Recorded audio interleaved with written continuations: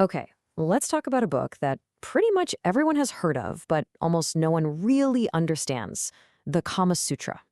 The moment you say the name, for most people, one very specific thing comes to mind. Yeah, chances are something like this is what pops into your head. You know, something intimate, erotic, very physical. And for centuries, especially in the West, that's been the whole story. The Kama Sutra? Oh, that's that ancient, exotic sex manual, right? But here's the thing. That's just a tiny, tiny fraction of what this book is actually about. So I've got to ask you, what do you really know about it? I mean, beyond the pop culture reputation. Is it just a list of bedroom gymnastics, or is there something deeper going on here? Well, the short answer is yeah, there's so much more. And that's exactly what we're going to do here. We're going to peel back all those myths and take a look at what this ancient text truly says. And trust me, what we find is probably not what you're expecting. All right, so first up, let's just look at what's literally inside the book. You know, what lies beyond the bedroom. You know, one of the simplest ways to get the real story of the Kama Sutra is to just look at the table of contents. Seriously, the way the book is structured tells you almost everything you need to know. And boom, here's the first major shocker.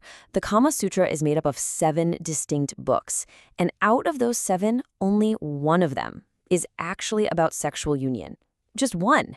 So that begs the question, right? What on earth is in the other 6 books? Okay, and this is where it gets really interesting.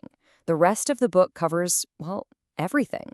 We're talking general principles for how to live, courtship, marriage, the duties of a wife, how to make money, and yeah, even a pretty controversial section on seducing other men's wives. It's not a sex manual, it's a complete lifestyle guide. So if it's not just about sex, what's the big idea holding all these different pieces together? Well, that brings us to the core philosophy behind the whole thing, the 3 aims of life. See, the entire Kama Sutra is built on this really important concept from Hindu philosophy called the Purusha Arthas. And simply put, these are seen as the 3 big essential goals for living a good, full life. So what are they? Well, they are Dharma, Artha, and Kama. Dharma is all about living a virtuous life, doing your duty. Artha is about material success, acquiring wealth, property, making a name for yourself. And then there's Kama, the one the book is famous for.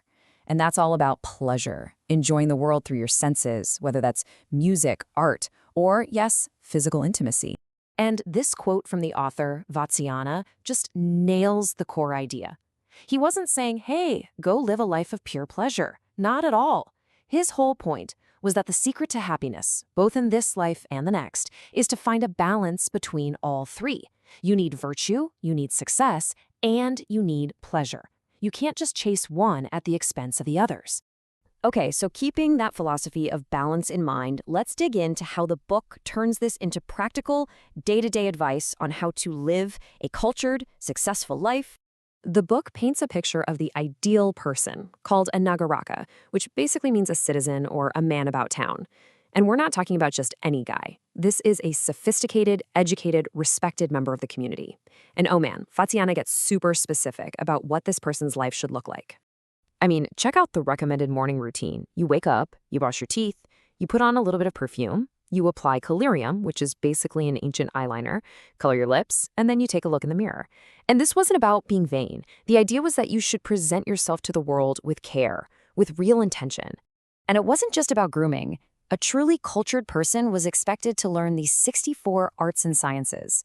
And this list is just wild. It has stuff you'd expect, like singing and dancing, but it also has things like solving riddles, fencing, even magic and sorcery. The whole point was to become this incredibly well-rounded, interesting person. Okay, but of course, we have to talk about the elephant in the room. We can't discuss the Kama Sutra without diving into Book 2, the part that's actually about the art of union. So yes, this is where sexual union comes in. But pay attention to how it's talked about. It's treated as an art form, something you study, you practice, you get good at, with skill and awareness. Just like learning to dance or solve a riddle. It's not seen as some base animalistic act, but as a sophisticated part of a full, cultured life. And the approach is almost scientific. The text breaks down everything into these detailed classifications. You've got different kinds of embraces, like touching or rubbing. Kisses are categorized as straight, bent, turned. Even something like nail marks gets these really poetic names like tiger's nail or peacock's foot.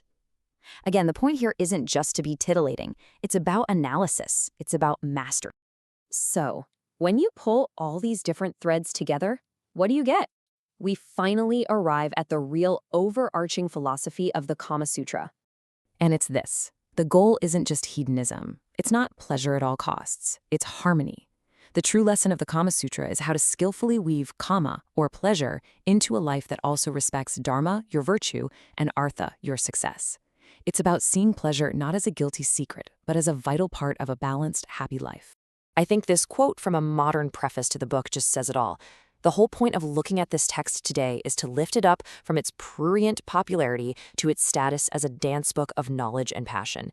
It's not just some dirty book, it's a profound piece of cultural heritage that teaches us about the art of living well. And that really leaves us with a big question to chew on, doesn't it?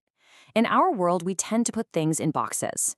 You've got your duty over here and your desire way over there. You've got your career success and then separately your personal satisfaction. But what if the Kama Sutra was right all along? What if the artful, mindful pursuit of pleasure isn't a distraction from a good life, but actually one of the keys to it?